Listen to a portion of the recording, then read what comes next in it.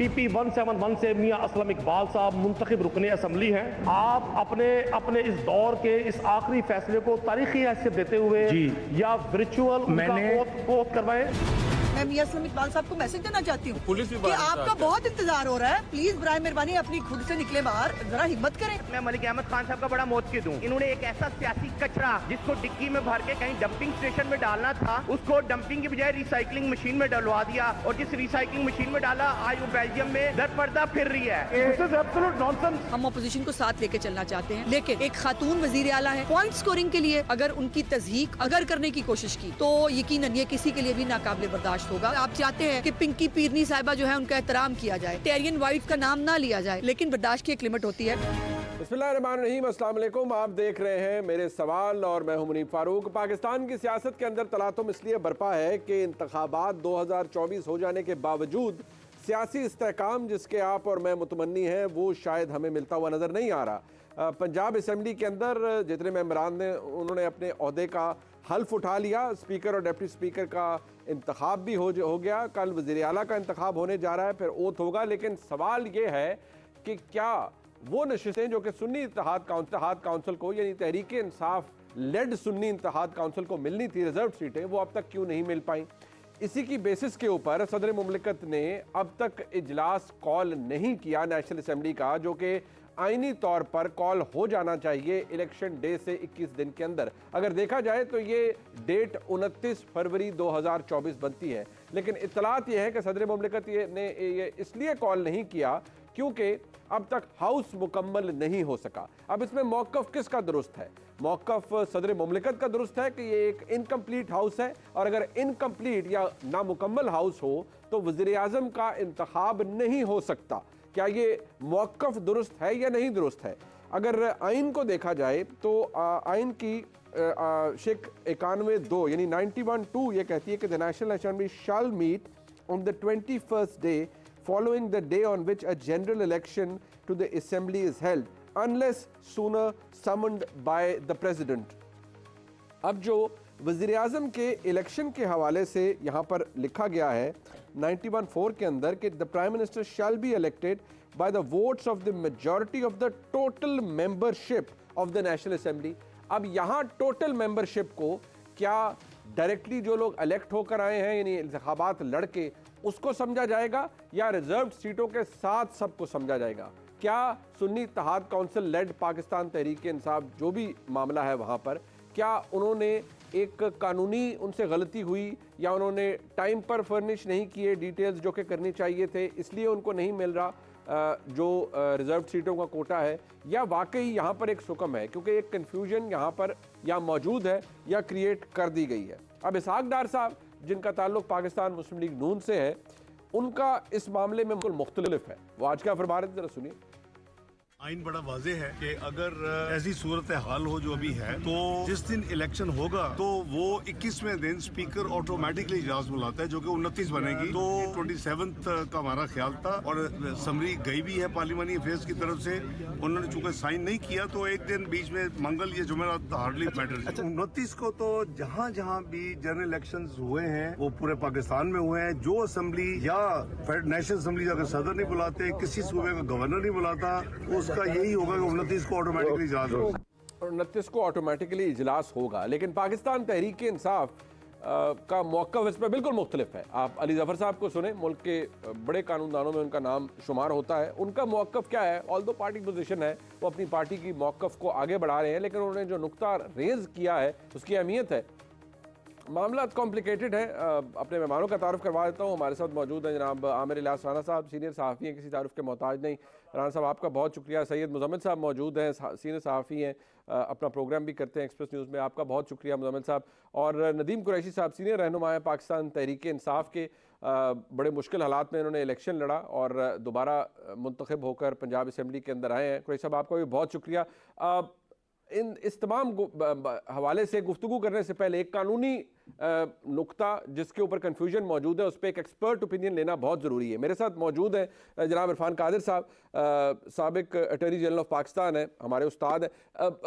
इरफान कादिर साहब, आपके नज़दीक यहाँ पोजीशन किसकी स्ट्रांग है? पहले तो ये फरमा दीजिए कि क्या यहाँ पर इंतखाब वज़ीर-ए-आज़म का जब अगर लिखा है आर्टिकल 91(4) के अंदर कि total membership of the National assembly उसके तहत होगा, तो टोटल मेंबरशिप में रिजर्व सीटें भी मौजूद काउंट की जाती हैं, एग्जिस्टिंग डेट पर जितने लोग मौजूद हों वो काउंट किए जाते हैं, या ये हाउस आपके नज़दीक अभी इनकम्प्लीट है?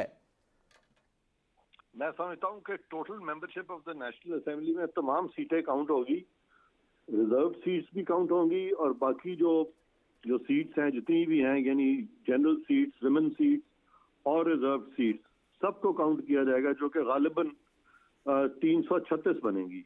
सब मुकम्मल होनी चाहिए। ठीक। और अगर किसी के ऊपर इलेक्शन कमीशन ने अपना मामला पेंडिंग रखा हुआ है, यानी कि पेंडिंग एडजुडिकेशन कहें या पेंडिंग डिसीजन कहें, और वहाँ पर अगर सीट्स अभी तक उनके बारे में फैसला नहीं हुआ, तो ऐसी सूरत हाल में अगर ये चलता रहता है सिलसिला, तो क्या इजलास ऑटोमेटिकली स्पीकर बुला सकता है? क्योंकि सदर का मौक़िफ़ यह है ये इनकम्प्लीट हाउस है अभी, इसलिए उन्होंने इसको असेंबली का इजलास कॉल नहीं किया। तो सदर का मौक़िफ़ दुरुस्त है, अगर उनका गलत है मौक़िफ़, तो फिर क्या स्पीकर के पास इख्तियार है कि वो 21वें दिन खुद ही सेशन कॉल कर ले? देखें, कॉन्स्टिट्यूशन का ये जो प्रोविजन आपने अभी कोट किया है, क्लॉज 2 ऑफ आर्टिकल 191, जी सॉरी क्लॉज 2 ऑफ आर्टिकल 91 जो आपने खुद कोट किया शुरू में, जी, वो एक कमांड है कॉन्स्टिट्यूशन की कि वो कहता है कि on the 21st day following the election, यानी 21वें दिन इलेक्शंस के बाद जी, नेशनल असेंबली जो है वो कॉल की जाएगी अगर सदर उसको पहले नहीं बुलाते। ठीक।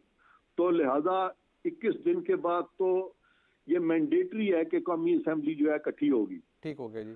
अब 21 दिन के बाद अगर सपोजिंग कोई भी शख्स जो है प्राइम मिनिस्टर के इलेक्शन के दौरान उसको टोटल मेंबरशिप की, यानी कि टोटल मेंबरशिप अगर 366 या जितनी भी 367 है जी, तो उसको 169 वोट सिक्योर करने हैं। ठीक है जी। तो 169 वोट्स अगर पॉसिबिलिटी है सिक्योर करने की, ठीक है जी, तो फिर वो अब उसमें वो टोटल मेंबरशिप का मेजॉरिटी हो जाएगी। ठीक है जी। आपने टोटल मेंबरशिप नहीं देखनी कि टोटल मेंबरशिप वहां मौजूद हो। राइट। टोटल मेंबरशिप की क्या मेजॉरिटी वहां पे मौजूद है, कोई एक शख्स वो ले सकता है।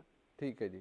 अगर किसी एक वो टोटल मेंबरशिप की मेजॉरिटी अगर मौजूद है और वो एक शख्स जो है वो नहीं ले सकता कोई भी जी, तो फिर जो नेक्स्ट स्टेज है वो आएगी कि अगर कोई भी मेंबर सिक्योर नहीं कर सकता majority of the total membership, तो उस दिन जो नेक्स्ट जो सेकंड पोल होगा उसमें जिसकी भी मेजॉरिटी होगी उसको वजीर आजम बना दिया जाएगा। बिल्कुल ठीक है। ये प्रोसेस डिले नहीं हो सकता। ठीक।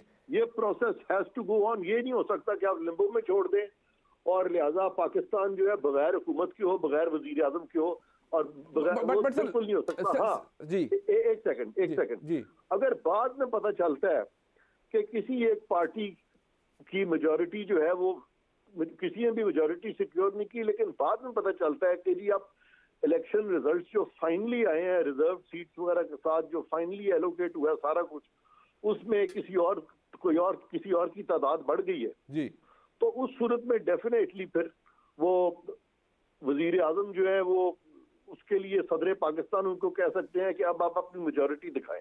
ठीक। बट इन एनी केस आपका जो मैं आपकी बात समझ सका हूं, लास्ट पॉइंट के रिजर्व सीटों का फैसला हुए बगैर भी प्राइम मिनिस्टर का इलेक्शन भी हो सकता है, सेशन भी कॉल किया जा सकता है, ये आपका मौक़िफ़ है सर? नहीं, मेरा नहीं है, ये कॉन्स्टिट्यूशन का है। एग्जैक्टली। मैं फिर से दोहराता हूँ जी, कॉन्स्टिट्यूशन में टोटल मेंबरशिप की मेजॉरिटी अगर हो किसी एक के पास जी, उस दिन, या उसका एहतमाल हो, पॉसिबिलिटी हो कि टोटल मेंबरशिप कोई ले सकता है जी, क्योंकि यहाँ ये नहीं लिखा हुआ कि टोटल मेंबरशिप जरूरी होगी। ठीक है जी, टोटल मेंबरशिप का होना जरूरी नहीं है, टोटल मेंबरशिप की मेजॉरिटी का होना जरूरी है। जी जी ये समझिए आप इस बात। जी, by votes of the majority of the total हाँ, मेंबरशिप, ये सही बात है। कोई भी शख्स जो कि टोटल मेंबरशिप की मेजॉरिटी क्या ले सकता है, इज देयर एनी पॉसिबिलिटी कि कोई भी शख्स जो है वो टोटल मेंबरशिप की मेजॉरिटी प्रोक्योर कर सकता है? इतने लोगों का इलेक्शन हो गया है, इतने लोग जो है डिक्लेयर सक्सेसफुल हो गए हैं, ठीक है, तो वो नंबर जो है वो 169 है गालिबन। ठीक है जी। तो उस दिन अगर आपके पास वो वैसे ही 169 प्रोक्योर ही कर लेता है, ठीक हो गया, तो मामला खत्म हो जाता है। लेकिन अब सवाल ये पैदा होता है अगर वो 169 कोई भी नहीं प्रोक्योर करता, बिल्कुल बिल्कुल,